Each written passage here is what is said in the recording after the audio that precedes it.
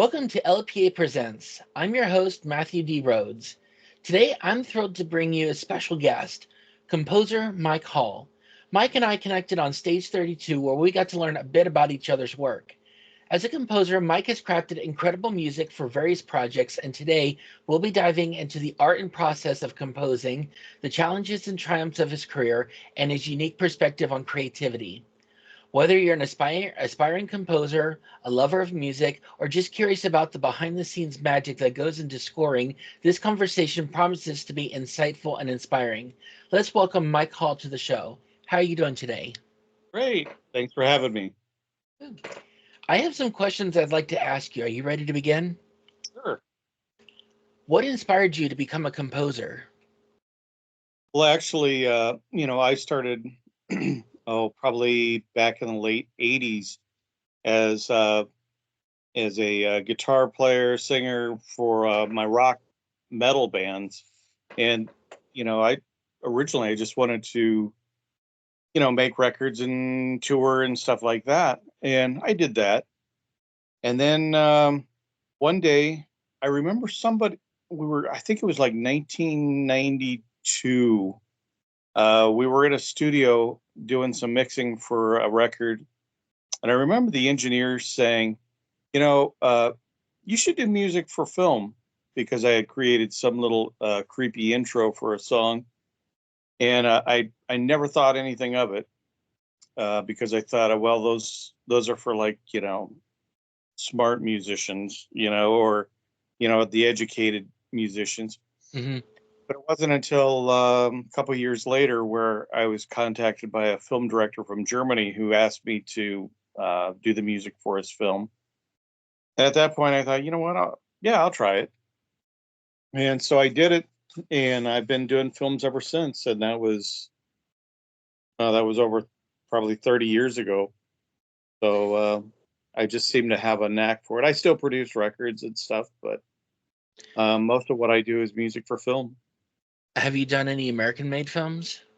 Yep, well, I've done a lot of American films. Most of the work is overseas, but yeah, most of it, a lot of dark dramas, horror, um, documentary stuff. Probably the film that I've done the least is probably comedies, unless it's like a dark comedy. So I'd have to introduce you to my dark comedy. I'm going to need a composer on it soon enough. awesome.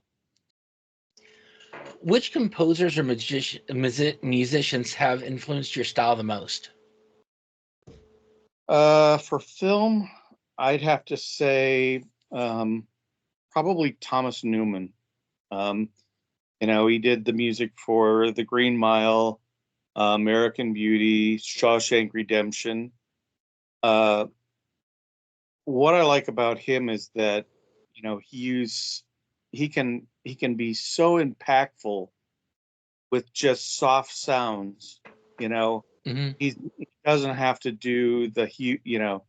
I see so many new composers that they feel they have to do these huge epic scores, and the truth is probably 99% of the material that you'll ever do in your life will never, or for projects, will never be that.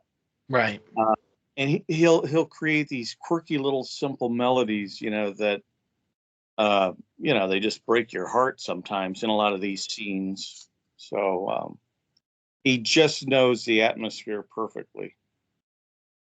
So, How has your musical journey evolved over the years? well, like I said, I started off as like a touring musician doing records. Um, then I went into film, and well, actually, before that, I ended up having a commercial studio, and I produced a lot of music for or a lot of other bands. And after a while, that kind of gets.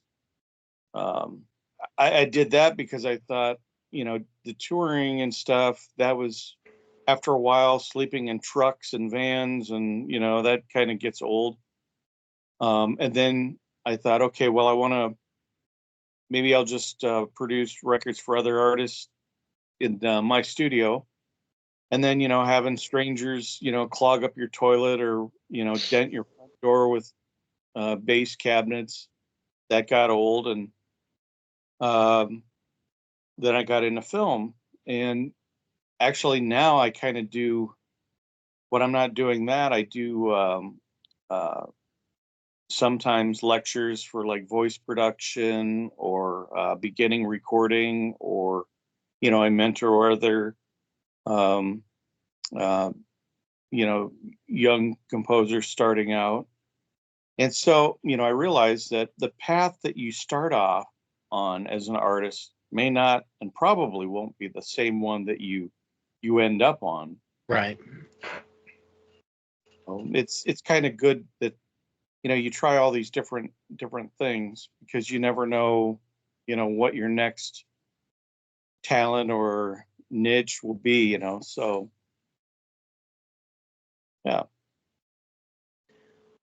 Can you recall the first project you composed for and what that experience taught you? So that was that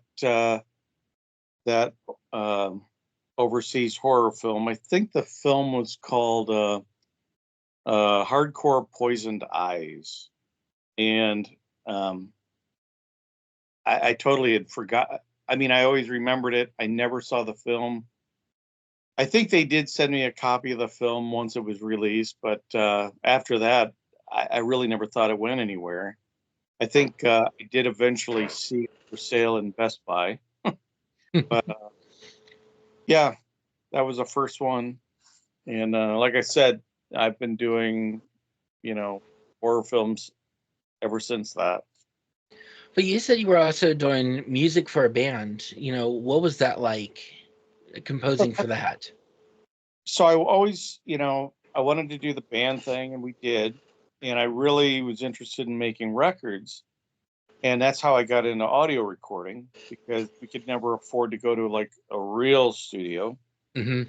So at about that time, home recording was starting to get popular. And but that was still before the internet. And so, I would just go to bookstores and buy every book I could find on audio recording. And you know, you s- it just grew from there. So How do you start composing for a new project? um, usually usually I can come up with ideas just by talking to the director. Um, Hmm. but I want to be as fluid as possible, or basically easy to work with for um, the director as possible. Sometimes I'll ask if they can send a script, and that's fine. But generally, just by talking with the director, hearing a little bit about the story and the characters, I can already start hearing music themes and ideas just from the initial discussion. Do you have a favorite instrument or tool you rely on during the creative process? Um, well, most the instrument that I probably guitar was what I played. And with film, I work a lot with the keyboard, piano, and stuff. Um, in the actual recording process, if I need other instruments, I've got a huge network of musicians that I can who I can draw talent from. Um, so, and it makes it easy these days because everything is sent through digital files. So if I needed a certain percussionist or um, string people, I can just send out tracks, and then they'll send them back, and so it's easy to work that way. How do you strike a balance between creativity and meeting the expectations of a client or project director? Uh, the real the real balance trouble I have is, when you do a lot of what you do is networking, and, Hmm. um, trying to meet people. So that's a huge job. Creating in the studio is a huge job, and my huge balance is when I'm in the office networking. I'm thinking, oh, I need to be in the studio creating so I can, you know, so I'll have something to promote. And when I'm in the studio, I'm thinking, I need to be promoting this stuff, otherwise no one's going to hear this stuff, you know. But when working with a director, that usually takes a priority. You know, that's where I put my mind focused on that project, and I put everything else off and just focus on that.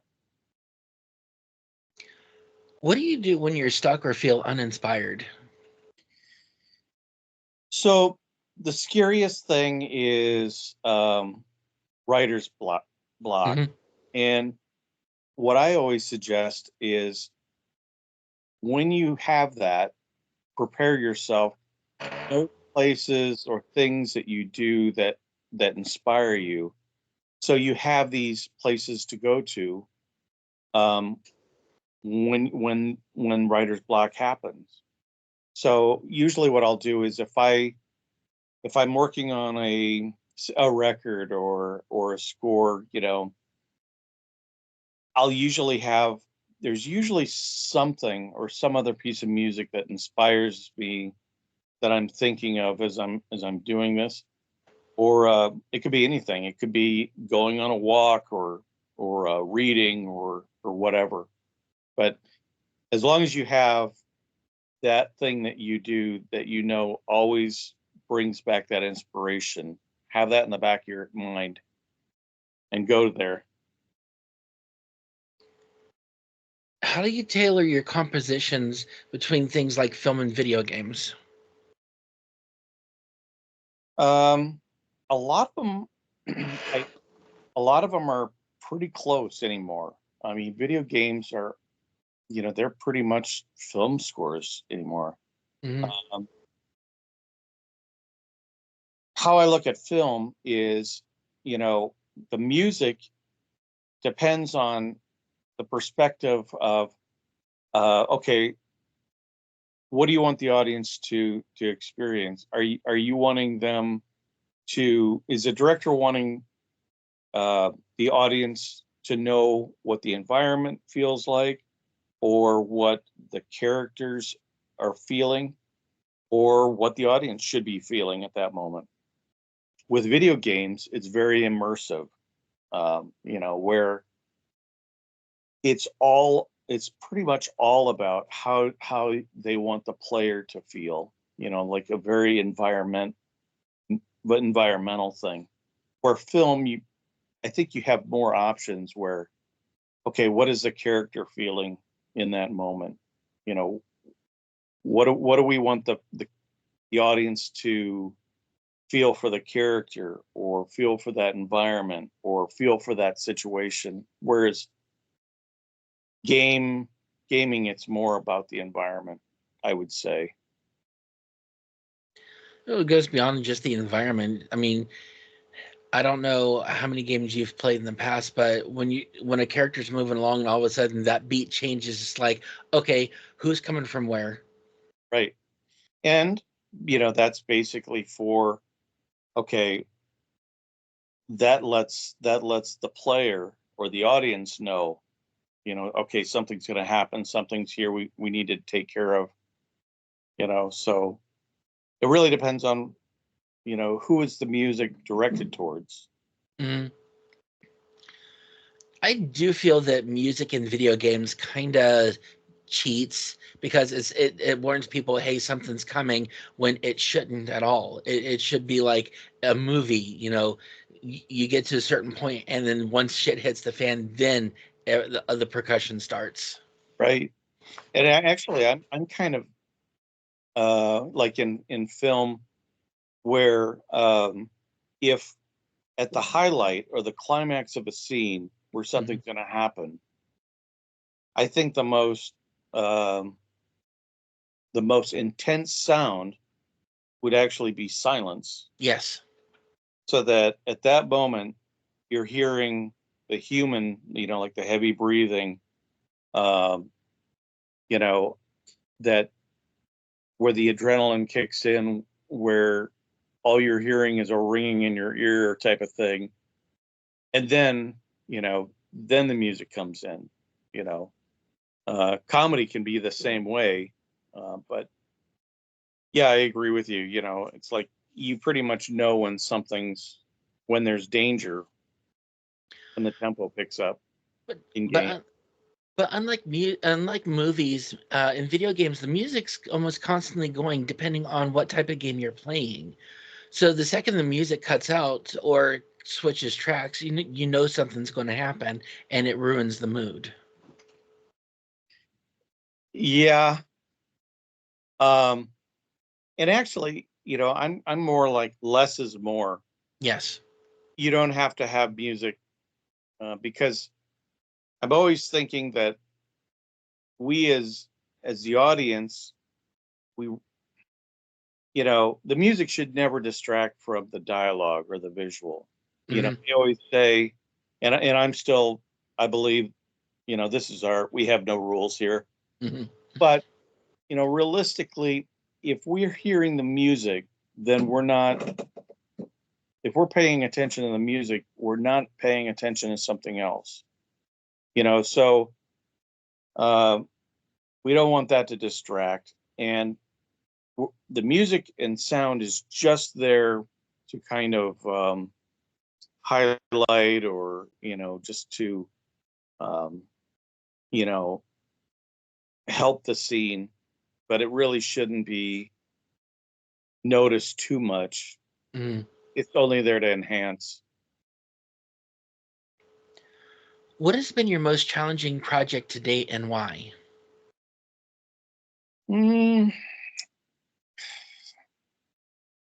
I think when I was younger, it, I thought I felt like I had to take every project on. You know, I probably said yes to too many projects that I probably shouldn't have. Meaning, you know, we all do what we do. We all have styles that we do well, and then there's styles that we don't do so well. Hmm. Sometimes we think if we say no to a project, that's got to be the last project, you know.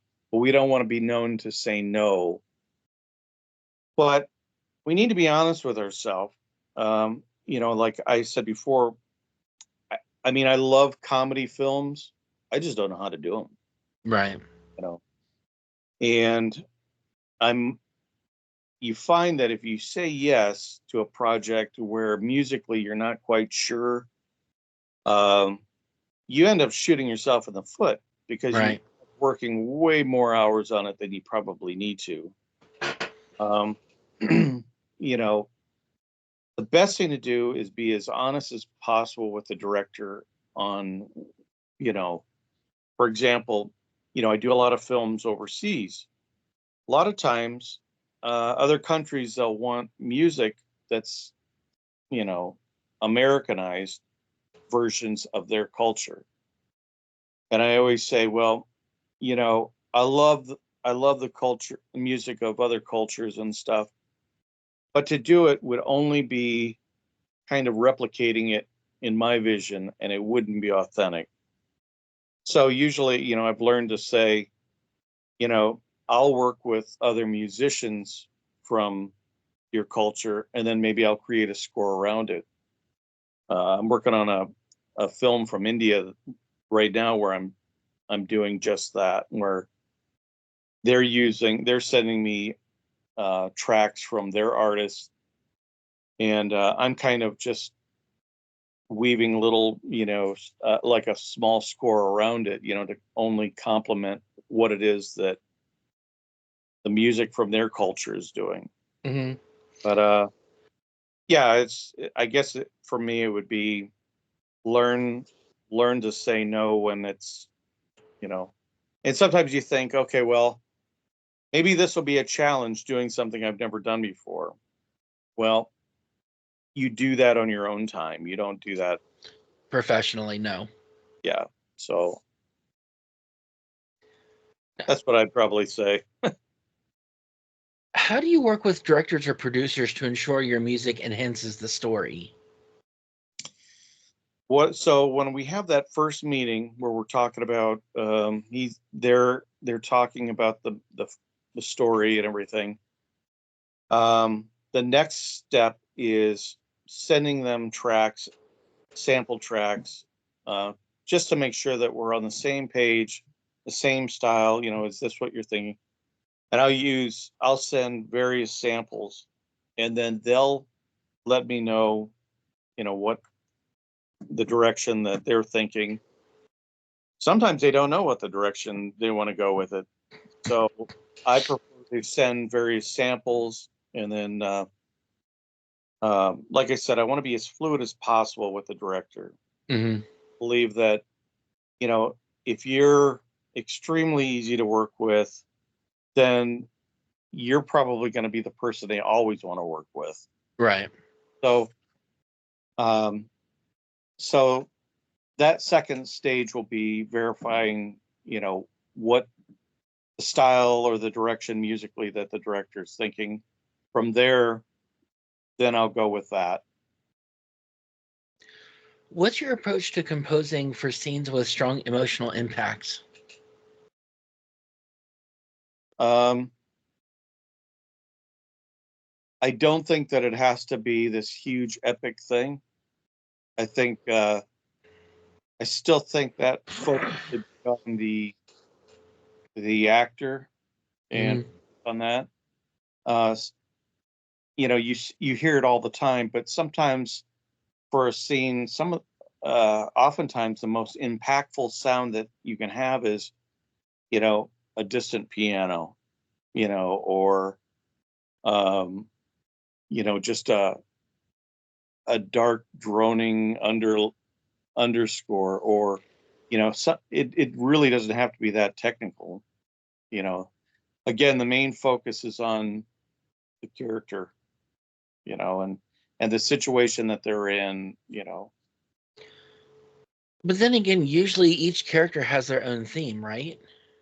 Yes, and that's another thing that we discuss in the beginning. um are in a particular scene, are you wanting to uh you want the audience to feel something, or is it the environment, or is it the character? Now, the the biggest example of this is say Star Wars. Hmm. Every character has their own theme, so you could totally close your eyes and know exactly what characters in the scene by the theme of the character. You know.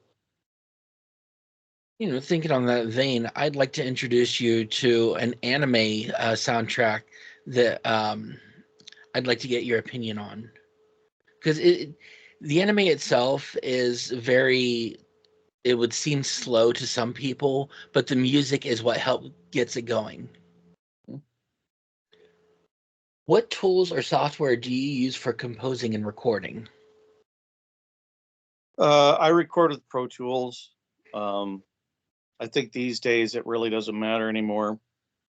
They always say that and Cubase are like industry standards, but I say work with the tools that you're most comfortable with.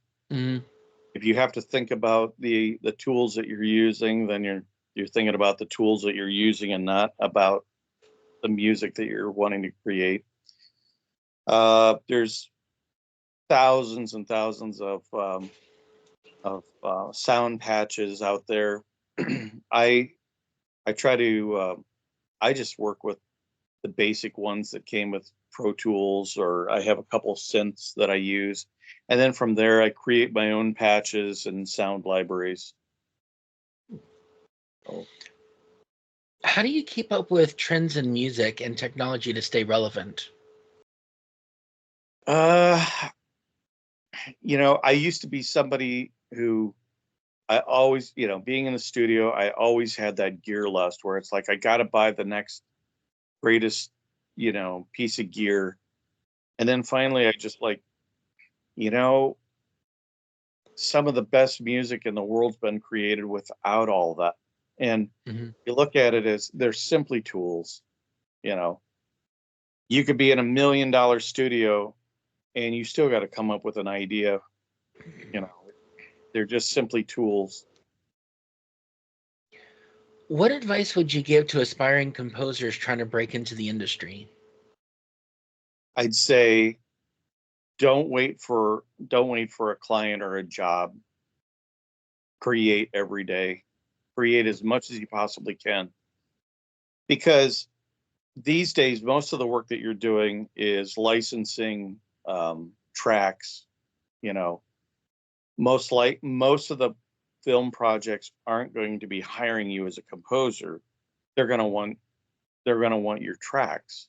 So with the smaller budgets, you really need to you want to have a library of sounds and tracks that you can license out for projects that don't have the budgets, or the smaller budgets. Um, Otherwise, they're going to probably use free download, free downloadable one-off tracks from online libraries, which, you know, not trying to talk myself out of work, but I think, and that's fine. I think as an artist, as a filmmaker starting out or whatever, you need to do what you got to do. You know, um, the one thing I suggest is um, see if you're a filmmaker, try to contact other composers and say, hey, do you have a production library that I can maybe license tracks off? Because if you use downloadable online tracks, that's fine for small productions where you need one or two tracks. Mm-hmm. But if you have a project or you have scenes where you want the music to kind of flow, and you want various, different variations of a theme, um, pretty much you need to go to a composer for that. You know. I'd like to add for my viewer or my listeners that the same goes for any part that you want to do in Hollywood or even just writing in general. Set up your portfolio. Someone will pick it up at some point. Hmm. And I would say, network constantly and be very, very cool with, whoever you meet. Um, they always um, say I as few times as you possibly can. You know, say um, it would be nice to work with your ideas, your project. And ultimately it's not about you. It's about what are you able to contribute to a project where you've got probably oftentimes hundreds of different talents coming together to create this one work of art. Mm-hmm. So they always say if you're a composer and you want your music to be heard in a film, make an album. So um, it's you're just simply one piece of a giant collaboration. If you could compose for any movie, game, or TV show, past or present, which one would you do it for? Uh, it would be cool to work on Star Wars. Uh, it would be cool to work on some sort of Star Wars thing, but on the other hand, there's people that are probably better at that than I would be. But that would be cool. I would think doing uh create, being a sound designer Mm-hmm. for that would have been so awesome. Do you have a favorite piece of music that you've composed? Mm, I'd say the majority of them, of the best ones that I've done, have just been where I didn't have an idea. I just Mhm. sat in the studio and I just started messing around with sounds, and then I just created. Um, I think when I specifically try to create something, I feel like I'm working too hard at it. You know, Yes. my best work comes when I have no idea what I'm doing and I just, you know, go to the studio and just start creating. How do you relax after completing a big project? I'm always looking for the next one. You're always looking for the next one? So my actual my relaxation is just networking, going back to networking and meeting filmmakers and talking with people. Finally, what's one unexpected skill or hobby you have that influences your music? Mm. Um, Trying to think because everything I do does is that. Um, well, I think I don't know if it really pertains to music to um, filmmaking, but I produce records and write songs too. Mm, I read a lot, and I'm always looking for. I always have my ears open for like the next song title or really cool lyric lines. So I read a lot. Um, um, as you get older, you're always looking for moments to inspire others, yes. and I never understood that, before until I realized that when you inspire others, it's it's your way where you and your art lives through others when you're no longer here. Have you ever had a backlog of ideas in your mind that you just wanted to get to paper or get on the sheet music? I've always got a circle of projects going on. I've always got ideas for like new albums or Hmm. new film scores and stuff. So I'm constantly writing down little uh, ideas on little scratches of ripped up pieces of paper. I've got throughout my house in various rooms, I've got old jelly jars, and every time I come up with a little idea, I'll jot it down and put it in a jar. Then when it's time to put together a project, I'll go collect all the jars, dump them out, and then there's my song titles or lyric ideas or but I'm constantly coming up with ideas, which is why I always say, if you're a composer, don't wait for the next project to come along. Always be creating, always be writing and recording. Though I have to wonder, from an artistic point of view, when you're listening to other music, do you see the sheet music in your head? Here's what I think about this, and it's kind of a curse. Hmm. When I listen to music, I'm thinking, what mic what microphone did they use on the snare? Or uh, you know, I can hear the vocal edits, and I have to tell myself, just shut up and listen to the song. Nobody cares. You know, Same thing with film. So working with like a lot of dark dramas and horror films, once you've worked on them and you know how it all works, it ruins it for you. Yeah. I mean, I used to love watching the old horror films and stuff, and watching them now, I'm thinking, oh, that was a good timing there. I would have used that, or yeah, I would have never thought of that. That's a good idea. And I'm thinking, just shut up and watch the movie. Nobody cares. I can tell those listening that it doesn't just go into music. If you're watching an animation, you're thinking about people in the studio. If you're watching a TV show, you're wondering how it would look on a script, and your mind just does not want to stop, and it ruins the whole process. It ruins everything that you're wanting to just enjoy. Yeah. I want to listen to music like most people do. But that's all I have for you today. Thank you for joining us. Oh, thank you. It's been great. And to our listeners, thank you for tuning in to LPA Presents.